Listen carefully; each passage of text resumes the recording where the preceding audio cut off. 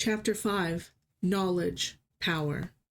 Sherlock probably won't be the least bit careful, but Greg can rest easy. If anything goes wrong, he'll know. It seems so obvious now that Greg thinks about it. So perfectly plausible that it hardly seems real. Of course she's been... Of course. And how can he possibly blame her? Greg blinks, slow and stupid, at the heavy mug clutched in his lap. The noise of the coffee house is a hearty blare around him, a layer of isolation, impenetrable. He doesn't know what Sherlock saw today, what evidence on his person, in the hallway, on my phone, gave the final confirmation. He hardly cares. It's clear enough to him without explanation from the young genius. There were signs of it all along, had he cared to look. God, there have been signs for years now. If he confronts her, what will she say? Will she deny it? Confess? Cry? Or shout? What will he do? Greg lifts his hand, sips at the cooling coffee. Some part of him hopes it'll help to anchor his thoughts, but it's as if the bitter brew slides down someone else's throat. He doesn't want to confront her. He doesn't want to set foot into their flat, knowing what he does. He doesn't want to see how her face will change, crumple at the edges, and turn into one of those flickering possibilities he can't quite visualize. Fear, anger, defiance, or penitence, or even ridicule. How can he possibly guess how she will react when all along he hasn't even known that his wife is? Sir? Greg jerks back to awareness, startled by the voice and the sudden lack of the cushioning sounds around him. He twists his neck around and up, meeting the concerned blue eyes of a skinny young man in a smart brown apron. Sorry, what's that? He asks hoarsely. I'm sorry to disturb you. It's just, we're about to close up, and you haven't moved. Oh, God. Greg shakes his head, hurriedly trying to extricate himself from the overstuffed armchair he slumped down into. In the process, he slops a bit of cold coffee onto his knee and the floor. No rush, sir. Here, says the young man, reaching out to take the mug from him. We're not trying to kick you out the door, I promise. But are you all right? I'm fine. Trailing off, Greg takes stock. He's pretty sure it was no later than 4:30 when he walked in here, and now it must be pushing 10. Fuck, I'm a mess. I'm sorry. Don't worry about it. Relax. Like I said, we're not kicking you out. Are we, Cleo? No way! A light voice pipes up from across the shop, and Greg tilts his head to see. This week, the lady barista has lilac-colored hair, shading to an interesting teal where the tips graze her collarbone, and she waves at him over the male employee's shoulder. You're one of my regulars. Black, 1 sugar, and a hazelnut latte, right? At least once every other week. But you never stick around. Are you hungry? Got some scones we're gonna have to get rid of. Yeah, starving, actually. Greg levers his stiff muscles from the chair at last and makes his way towards the counter, reaching for his wallet. He's wasted space in here all evening. The least he can do is make another purchase and tip well. No you don't. Cleo crosses her arms over her chest. But no buts. Sit down. She indicates a nearby cafe table with 3 high stools. And get comfortable. There's only one form of payment I'll accept from you tonight. Jesse, you done locking up? I am, Jesse calls back, jogging from the front. He shoots a bright smile at Greg on his way past to take the plates that Cleo is passing across, and Cleo follows him to the table shortly after with a trio of steaming mugs. Seated around the little table with the 2 off-duty baristas, tucking into scones and fresh coffee as he listens to them chatter about the day's most memorable customers, the static tide of Greg's thoughts begins to gradually recede. Cleo and Jesse aren't pressing him to socialize, but they aren't ignoring him by any means. In fact, the more Greg recovers from the shock of the afternoon, the more he begins to notice the interested glances the others are sending his way. When he clears his throat, they both turn to him expectantly. Thank you for this, both of you. I'm feeling better now. You mentioned payment, Cleo? She smiles softly, leaning in. Yeah, I just want you to tell us, what happened, huh? Did hazelnut latte break your heart? Huh? Hazelnut? No, that's just a friend I work with. I just found out. He swallows and hesitates before rushing to get it out like tearing off a plaster. My wife's been having an affair. Jessie lets out a pained sound of sympathy, and Cleo shakes her head sadly, but then she flips a hand out in front of her coworker. Straight, pay up. This time the noise Jessie makes is obviously one of disappointment. As he obediently digs out a $5, Greg stares between the two of them. Jessie offers him a rueful grin and a shrug. A boy can dream, can't he? Greg stays a bit longer, but the realization that he's been the subject of a wager admittedly takes some of the shine off the company.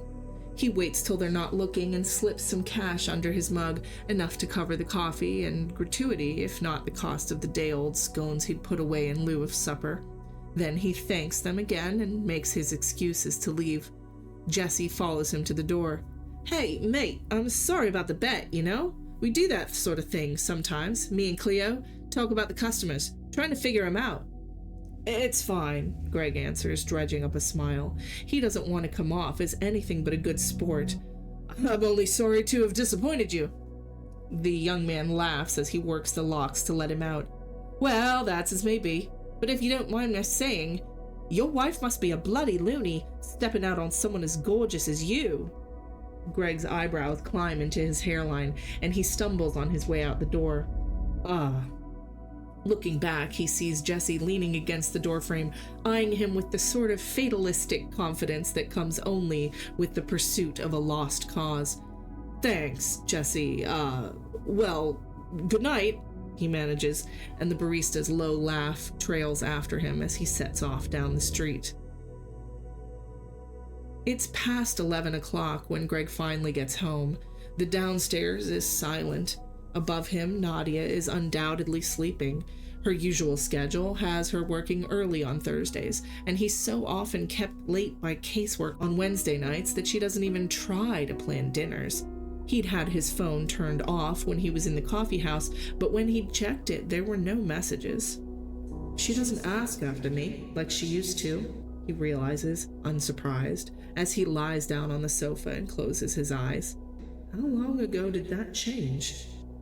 Their domestic routine has settled into a comfortable lull over the last few years.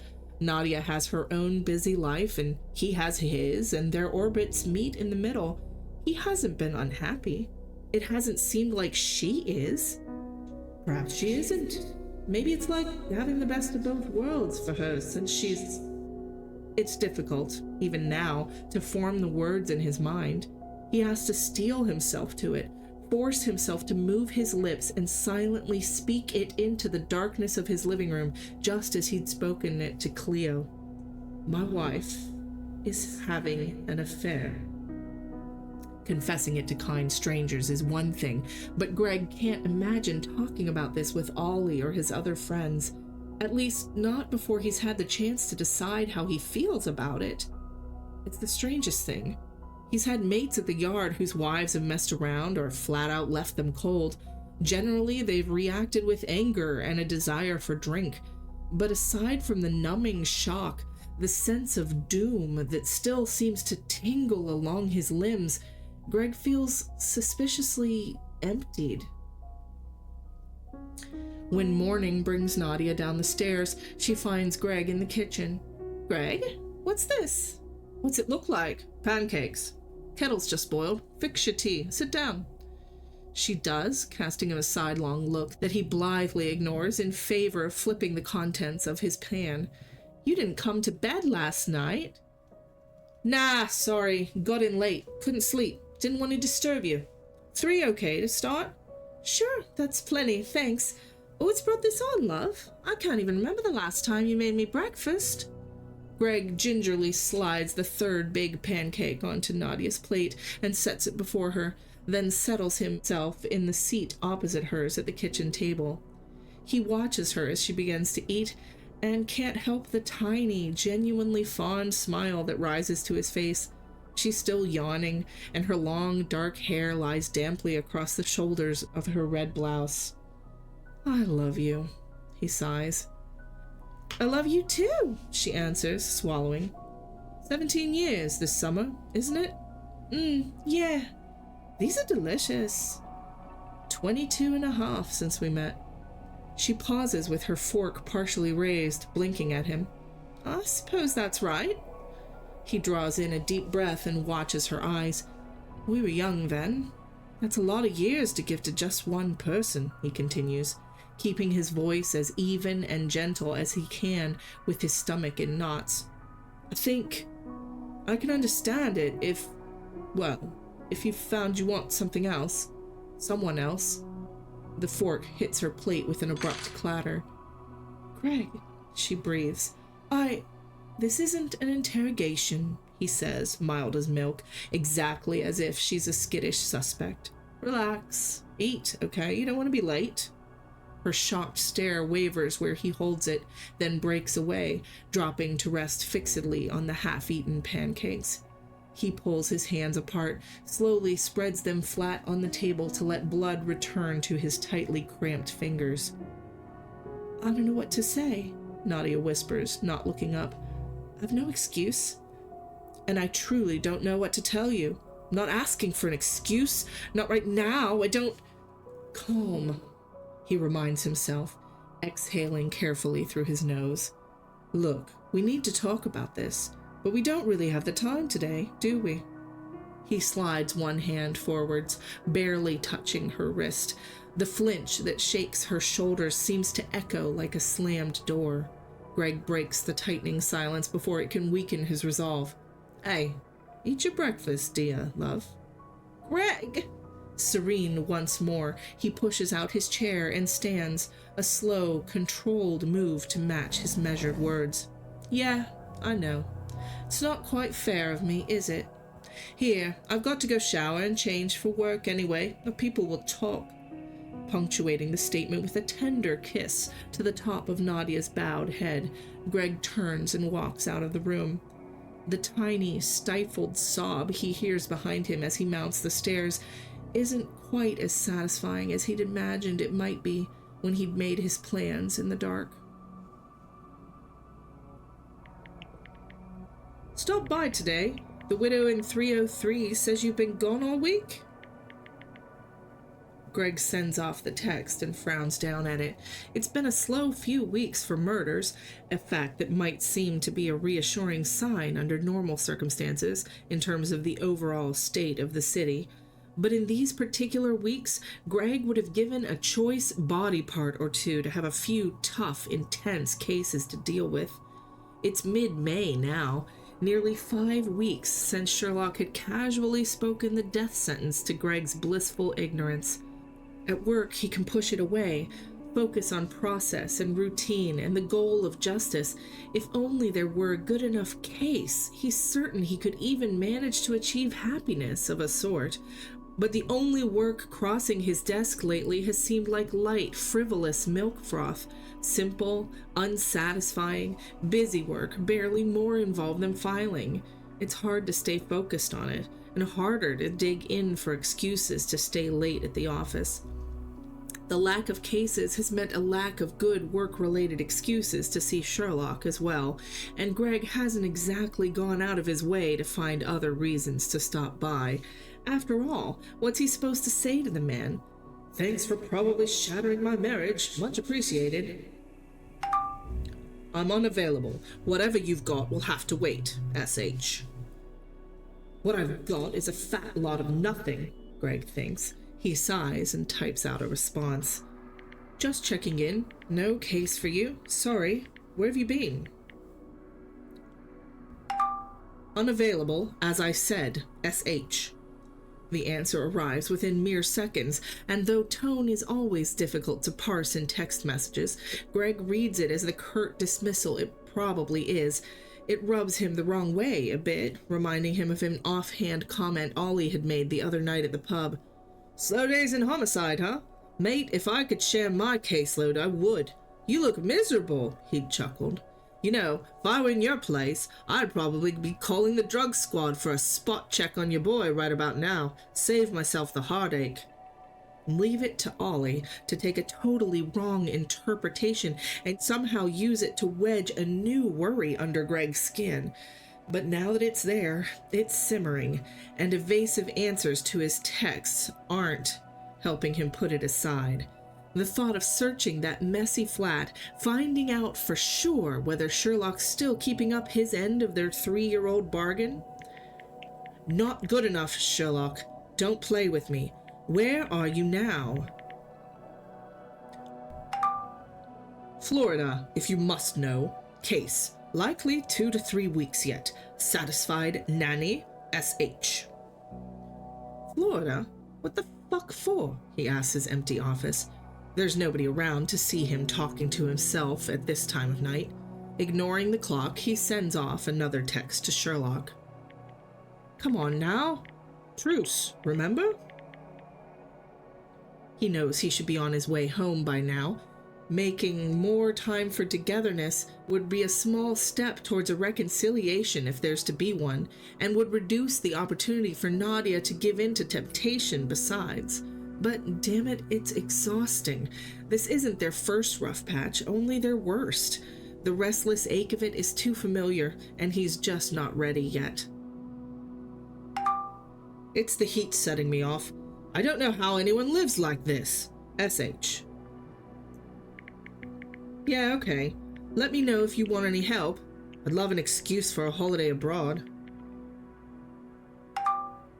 That bad? S.H. You know you bloody started it, Greg grumbles. He doesn't type it, though, because he knows it's not true. It may have been Sherlock who pointed it out, but it was Nadia who'd cheated in the first place. It was likely me that drove her to it, he can't help thinking, with all my secrets and lies, and the way I hurt her over not wanting kids. But wait a minute, I could blame Sherlock for that too, couldn't I? Christ. I'll survive. I'd thank you, but I'm not feeling up to that just now. Don't thank me. You'd have figured it out. Eventually. S.H. That seems almost like a compliment. Almost. As Greg reads it and rereads it, a part of him is exasperated and fond, but another part is kicking himself. Would he, really? Or would he have continued to woefully blind himself to the truth until everything fell apart? Right. Well, good luck on the case. I shouldn't have to tell you, but be careful. There's no response to that, but Greg has no difficulty imagining Sherlock's answer to the message, almost certainly a derisive snort as the phone is shoved or stuffed abruptly away. Still, even without the assurance of a written response, Greg finds that he feels better now, having had the short conversation. Checking on Sherlock is like a calming touchstone after all these years. There may be no advice to gain from him, and so slim a portion of sympathetic understanding as to be generally undetectable, but with Sherlock's terse, dismissive words echoing in his head, it's easier to face going home. Another evening of strained silence, another night spent on the sofa like a troubled sentinel. He can handle it. Sherlock probably won't be the least bit careful, but Greg can rest easy. If anything goes wrong, he'll know.